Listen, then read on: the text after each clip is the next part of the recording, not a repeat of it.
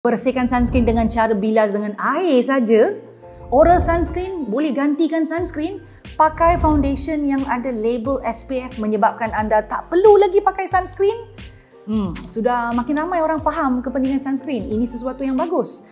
Tapi pada masa yang sama, makin banyak mitos berkaitan sunscreen muncul dan disebarluaskan. Dalam video kali ini, saya nak kupas mitos-mitos tentang sunscreen dan saya akan beritahu kebenaran yang sebenar-benarnya.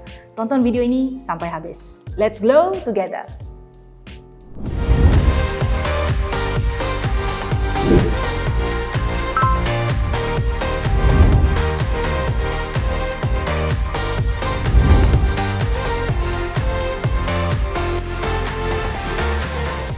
Hi glowers, let's get straight to the point ya. Salah faham tentang sunscreen boleh membawa kepada kerosakan kulit. Sebab itulah saya mahu terangkan beberapa mitos popular tentang sunscreen dan saya juga akan ceritakan kebenarannya. Mitos pertama paling mustahak untuk saya bincang iaitu mitos yang sangat banyak disebarkan sekarang ini ialah sunscreen boleh dibilas dengan air sahaja. Atau lebih banyak muncul di carian media sosial ialah wuduk friendly sunscreen. Saya dapati segelintir orang di media sosial cuba membuktikan sunscreen boleh dibersihkan dengan air sahaja dengan menggunakan kaedah mencampurkan sunscreen dalam sebalang atau segelas air yang kemudiannya mereka gaulkan bersama. Kaedah ini boleh dinafikan kerana ia tidak mengambil kira tekstur permukaan kulit yang tidak licin. Kulit manusia ni ada bentuk hills and valleys dan juga komponen minyak yang wujud pada permukaan kulit dan dalam sunscreen itu sendiri. Bahayanya pandangan begini ialah ia membuatkan ramai orang ambil jalan mudah dan tidak mahu faham sebab sunscreen perlukan sifat adhere to skin, melekat pada kulit untuk tujuan perlindungan daripada sinar UV yang optimum. Dalam artikel sains yang disiarkan di Springer International Publishing berkaitan komposisi sunscreen, bahan-bahan dalam sunscreen seperti film formers, emollient dan thickeners boleh ada dalam sunscreen yang berlabel water resistant atau tiada label sebegini. Sebab itulah mana-mana sunscreen sebaiknya dibersihkan dengan surfactant yang ada dalam pencuci muka. Melakukan double cleansing adalah pilihan yang digalakkan. Bilas dengan air sahaja tidak memadai, boleh menyebabkan pengumpulan sisa sunscreen pada kulit dan dalam pori yang berpotensi menyebabkan masalah seperti jerawat. Kedua, mitos di mana ada yang percaya jika sudah makan oral sunscreen tidak perlu lagi sapu sunscreen pada permukaan kulit. Mengeluh saya dibuatnya ya. Oral sunscreen memang popular kini kerana ramai orang anggap oral sunscreen sebagai produk yang boleh menggantikan sunscreen yang biasa dipakai secara sapuan atau disapu. Ramai orang suka makan sunscreen sebab ia kedengaran jauh lebih mudah kan daripada sapu sunscreen. Makan saja tak sunburn, lebih cerah. Inilah dakwaan penjualnya. Kebenarannya ialah oral sunscreen tidak boleh menggantikan sunscreen yang disapu. US Food and Drug Administration FDA sendiri pernah mengeluarkan kenyataan berbentuk amaran yang menjelaskan bahawa tiada bukti bahawa sebarang suplemen oral boleh menggantikan sunscreen topikal untuk perlindungan UV yang berkesan. Jika anda pilih untuk makan oral sunscreen, anda masih perlu pakai sunscreen yang disapu dengan cukup pada permukaan kulit. Ketiga, mitos ini memang popular. Mitosnya adalah jika foundation yang nak dipakai itu sudah ada SPF, tak perlu pakai sunscreen. Oh no, not true. Seangkatan dengan produk sebegini, SPF dengan foundation, dalam foundation ni tadi ada juga pelembap dengan SPF, ada juga primer dengan SPF, tinted moisturizer yang ada SPF. Jika anda mahu pakai produk sebegini, sebenarnya anda tetap perlu pakai sunscreen. Kenapa saya kata begitu?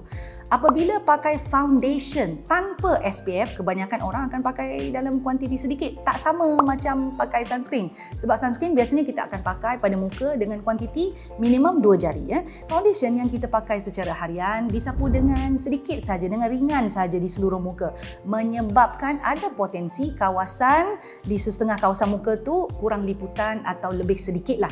Sapuan yang tak sekata ini menyebabkan kulit tidak menerima kadar perlindungan UV yang seragam ya. Jadi anda mungkin fikir pakai je lah foundation tu yang ada SPF tu ikut kuantiti 2 jari. Sudah ada pun yang cuba pakai foundation dengan SPF mengikut kuantiti sunscreen biasa. Hasilnya muka jadi begini. So you still need to use sunscreen. Keempat, mitos yang mana berkaitan dengan waktu guna sunscreen. Katanya sunscreen dipakai hanya apabila keluar rumah sahaja. Maknanya hanya ketika keluar bangunan lah. Dalam bangunan ataupun dalam rumah tu tak perlu pakai atau tak perlu ulang pakai. Sudah tentu saya akan bantah, ini tak benar sama sekali. Selagi mana di siang hari dalam bangunan atau dalam rumah pun anda perlu pakai sunscreen. Selain untuk perlindungan UV, sebenarnya galakan ini adalah untuk bina sikap rajin pakai sunscreen tau, dan untuk elak rasa malas pakai. Bila sudah biasa pakai, mestilah anda rasa ralat atau rasa janggal jika tidak pakai. Di kalangan klien saya yang dapati mereka tak pakai sunscreen di rumah di siang hari, akan rasa berat sangat nak pakai sunscreen pada waktu lain. Sekejap pakai, sekejap tak pakai. Apabila kulit muka itu mula ada jeragat, dark spot, sukar pudar, toner tak sekata, barulah mereka nak tertanya-tanya apa sebabnya. Punca utama adalah amalan pakai sunscreen di siang hari yang tak konsisten dan hanya pakai bila nak keluar rumah sahaja. So everyone, wear sunscreen. Kelima, mitos berkaitan kadar SPF. Tak perlu ulang pakai sunscreen katanya apabila kadar SPF dia tu nombor itu tinggi. Ini salah faham ya. Mana-mana jenis sunscreen ada sifat photostability yang rendah ataupun tinggi. Apa itu photostability? Photostability merujuk kepada tahap keberkesanan sunscreen untuk kekal melindungi kulit daripada sinar UV apabila sunscreen itu sendiri terkena pancaran sinar UV. Apabila anda sapu sunscreen pada kulit, bahan penapis UV di dalam sunscreen itu mula bekerja tau. Cara bahan penapis UV dalam sunscreen bekerja ialah dengan menyerap cahaya atau sinar UV ini tadi dan menukarkannya kepada haba yang tidak berbahaya. Namun pada masa yang sama, bahan penapis UV itu akan terurai apabila melakukan proses inilah, dan keupayaannya untuk menyerap sinar UV dan menukarkannya menjadi haba tak berbahaya tadi makin lama makin lemah. Keadaan ini kita panggil photodegradation. Untuk memastikan kulit anda sentiasa dilindungi, itulah sebabnya anda disarankan untuk ulang pakai sunscreen setiap 2 jam ke 3 jam. Sunscreen juga boleh terjejas akibat peluh, air atau sentuhan. Sebab itu, walaupun kadar SPF dan PA sunscreen itu tinggi, anda tetap perlu ulang pakai atau reapply setiap 2 ke 3 jam. Saya selalu ditanya apakah sunscreen yang paling saya suka sejak kebelakangan ini. Okay, let me share this with you. This sunscreen is a hybrid sunscreen with both physical and chemical filters. Saya memang penggemar hybrid sunscreen kerana kelebihan hybrid sunscreen ialah perlindungan UV yang lebih stabil, lebih menyeluruh serta tekstur sunscreen yang lebih cantik pada kulit. That's my point of view. Ini dia Tata Galtier Sunny Seamless Sun Shield. Sumpah, sunscreen ni memang best sangat. Sunscreen dengan SPF 50+, PA++++ daripada Tata Galtier ini mengandungi glycerin dan caprylic atau capric triglyceride yang boleh menghidratkan dan melembutkan kulit. Bila pakai, kulit glowing je. Nampak macam sangat glowing, rasa lembut dan sekata.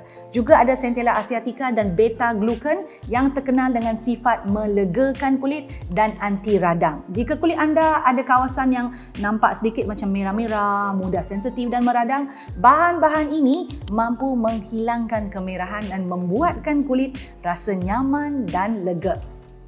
Juga ada di dalam sunscreen ini 5 jenis ceramide dan lecithin.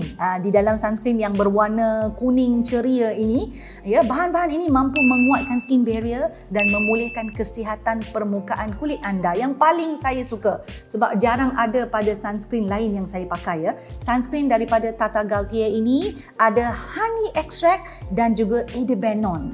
Bahan-bahan ini merupakan antioksidan yang meneutralkan radikal bebas yang biasanya datang daripada persekitaran anda dan juga sinar UV. Saya pernah baca satu laporan ujian klinikal ke atas 41 orang wanita yang menggunakan edebenone selama 6 minggu. Hasil kajian menunjukkan pengurangan 26% kekasaran dan kekeringan kulit, peningkatan 37% dalam penghidratan kulit dan penurunan 29% dalam garis halus dan kedutan.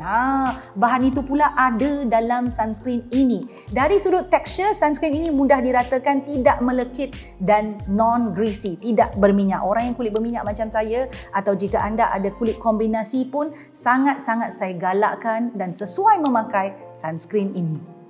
Jika anda sedang mencari sunscreen yang beri perlindungan daripada sinar UV dengan cemerlang, high level UV protection, sekaligus datang dengan faedah macam pakai produk skincare yang lain, Tata Gaultier Sunny Seamless Sun Shield ini patut anda segera dapatkan. Overall, saya beri 5 bintang penuh untuk Tata Gaultier Sunny Seamless Sun Shield kerana keberkesanan, kualiti bahan dan aspek pembungkusannya yang ceria, simple dan menarik ini. Saya kagum tau sebab adanya produk lokal dengan kualiti international seperti ini. So glowers sekalian, apa tunggu lagi?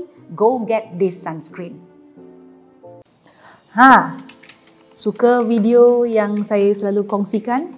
Apa kata? Jangan apa kata, buat sekarang ya. Subscribe channel saya, like, share dan pastikan tekan butang loceng tu. Yang ada loceng tu, yang cute-cute loceng kecil tu tekan supaya anda mendapat notifikasi setiap kali saya masukkan video baru. Jangan terlepas, jangan tertinggal. Buat sekarang.